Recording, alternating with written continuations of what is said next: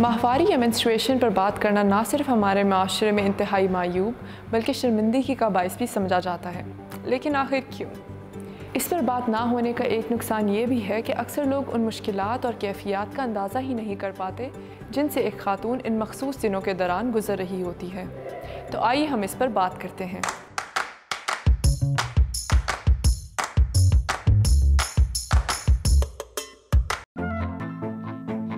Menstruation है क्या?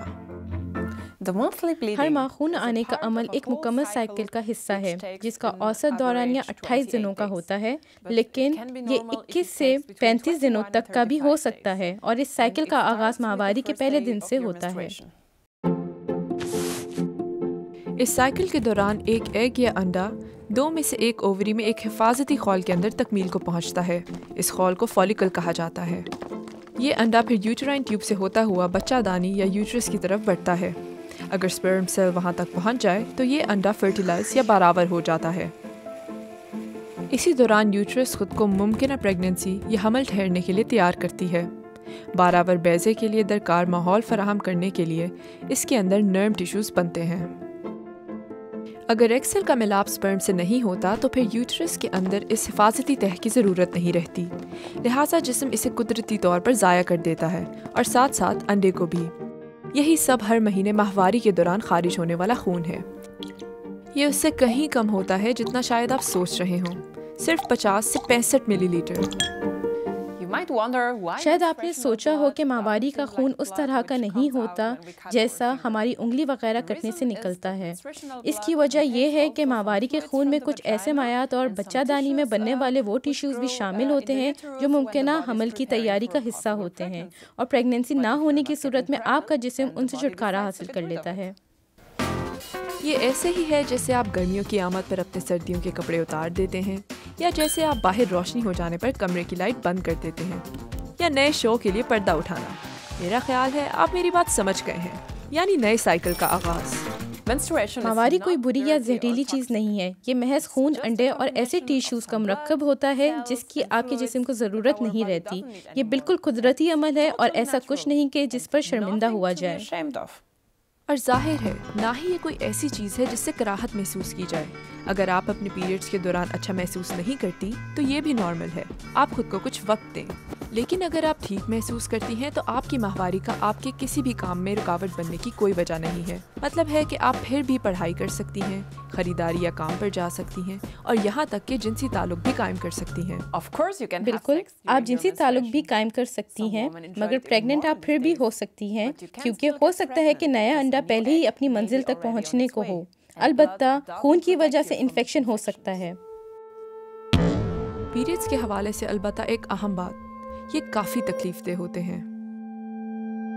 माहवारी से पहले या इसके दौरान दर्द ये बिल्कुल नॉर्मल है, क्योंकि यूट्रस सिकुड़ रही होती है। इसका मतलब है कि ये उन चीज़ों को बाहर धकेलने के लिए काम कर रही होती है जिनकी ज़रूरत ख़त्म हो चुकी हो, लिहाजा इस पर शर्मिंदा होने की कोई ज़रूरत नहीं।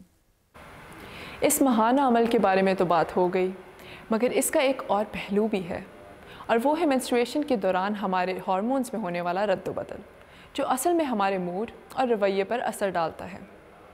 बिल्कुल, इसके अलावा भी आपके जिस्म में बहुत कुछ हो रहा होता है। हार्मोन ऊपर नीचे हो रहे होते हैं और एक दूसरे पर असरअंदाज हो रहे होते हैं।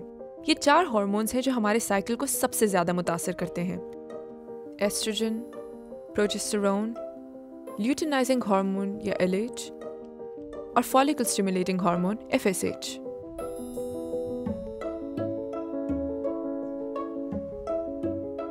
ओव्यूलेशन से कुछ पहले, यानी जब एग यूट्रस में दाखिल होने को होता है, तो आपके जिस्म में एस्ट्रोजन की सतह उरूज पर पहुंच जाती है। एस्ट्रोजन की बदौलत यूट्रस के अंदर टिश्यूज बढ़ते हैं। यह अभी मुकम्मल तौर पर मालूम नहीं है कि एस्ट्रोजन हमारी नफ्सियात को किस तरह मुतासिर करता है, मगर लगता है कि इसकी वजह से हम खुद को तवानाई से भरपूर महसूस करते हैं। जब एग सेल रिलीज हो जाता है तो प्रोजेस्टेरोन फिर इस हिफाजती सतह को यूट्रस के अंदर उस वक्त तक कायम रखता है जब तक इसकी ज़रूरत होती है। ये टिश्यूज़ बढ़ाने वाले एस्ट्रोजन से भी तामुल करता है ताकि टिश्यूज़ गैर ज़रूरी तौर पर ना बढ़ें या कैंसर ना हो। ल्यूटिनाइजिंग हार्मोन एस्ट्रोजन बढ़ने की वजह से पैदा होता है। ये ओव्यूलेशन को शुरू करता है, जिसकी बदौलत एग सेल ओवरी से खारिज हो जाता है। اور آخر میں فولیکل اسٹیمولیٹنگ ہارمون، یہ سائیکل کو ختم کرتا ہے یا پھر یوں کہہ لیں کہ شروع کرتا ہے، کیونکہ یہ اووری میں ایک نئے ایگ کی تکمیل کرتا ہے اور یہ ہمارے جسم کو کچھ مزید ایسٹروجن پیدا کرنے کا اشارہ دیتا ہے جو پھر یوٹرس میں ٹیشوز کے بڑھنے میں معاونت کرتا ہے اور یوں دوبارہ اس سلسلے کا آغاز ہو جاتا ہے۔ ظاہر ہے کہ ہارمونز کا یہ اتار چڑھاؤ ہماری صحت پر کافی زیادہ اثر انداز ہو سکتا ہے۔ آپ بہت جذباتی بھی ہو سکتی ہیں، کچھ لوگوں میں اضطرابی کیفیت بھی پیدا ہوتی ہے تو کچھ لوگ تھکن محسوس کرتے ہیں۔ یہ سب کچھ PMS یا پری مینسٹرل سنڈروم کی وجہ سے ہوتا ہے۔ PMS کی وجوہات ابھی مکمل طور پر معلوم نہیں ہیں، مگر ہارمونز کا اس میں کردار یقینی ہے۔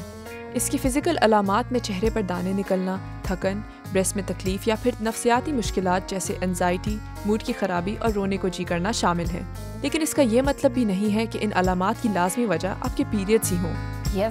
جی، یہ تبدیلیاں آپ کے ہارمونز کی وجہ سے ہوتی ہیں، مگر انہیں نظر انداز مت کیجیے، یہ حقیقی ہیں۔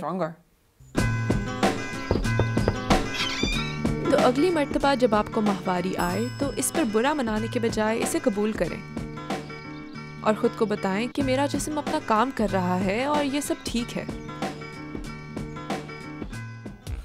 اور ہاں، پیریڈز کے دوران آپ کو گیس اور بلوٹنگ ہونے کا امکان بھی بڑھ جاتا ہے،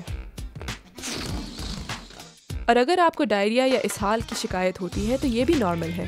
بہت سی خواتین کے ساتھ یہ ہوتا ہے۔ ایسا اس لیے ہوتا ہے کہ ہارمونز آپ کے نظام انہضام کو متاثر کرتے ہیں، جس کا یہ نتیجہ نکل سکتا ہے۔ لہٰذا اگر آپ ماہواری کے دنوں میں ان مسائل کا شکار ہوتی ہیں تو آپ اکیلی نہیں ہیں۔ خواتین کو تو ان مسائل کا اندازہ ہوتا ہی ہے، مگر مردوں کو بھی چاہیے کہ وہ ان دنوں کے دوران اپنے ارد گرد موجود خواتین کی مشکلات اور کیفیات کو مد نظر رکھیں اور ان کے لیے آسانیاں پیدا کریں اور ان کا خیال رکھیں۔